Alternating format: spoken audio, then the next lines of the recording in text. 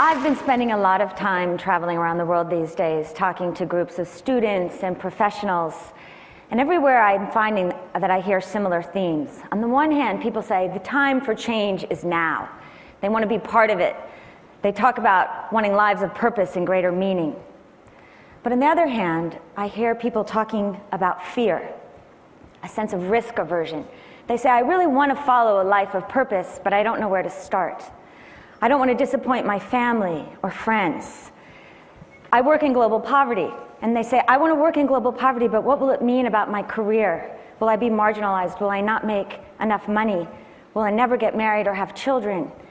And as a woman who didn't get married until I was a lot older, and I'm glad I waited, and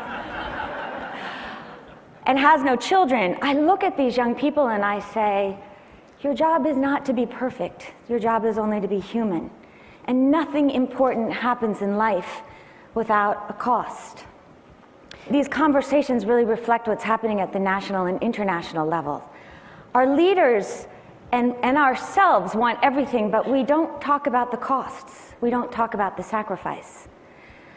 One of my favorite quotes from literature was written by Tillie Olson, the great American writer from the South, in a short story called Oh Yes. She talks about a white woman in the 1950s who has a daughter who befriends a little African-American girl. And she looks at her child with a sense of pride, but she also wonders, what price will she pay? Better immersion than to live untouched. But the real question is, what is the cost of not daring? What is the cost of not trying? I've been so privileged in my life to know extraordinary leaders who have chosen to live lives of immersion. One woman I knew who was a fellow in a program that I ran at the Rockefeller Foundation is named Ingrid Washinawatak. She was a leader of the Menominee tribe, a Native American peoples. And when we would gather as fellows, she would push us to think about how the elders in Native American culture make decisions. And she said they would literally visualize the faces of children for 7 generations into the future, looking at them from the earth. And they would look at them, holding them as stewards for that future.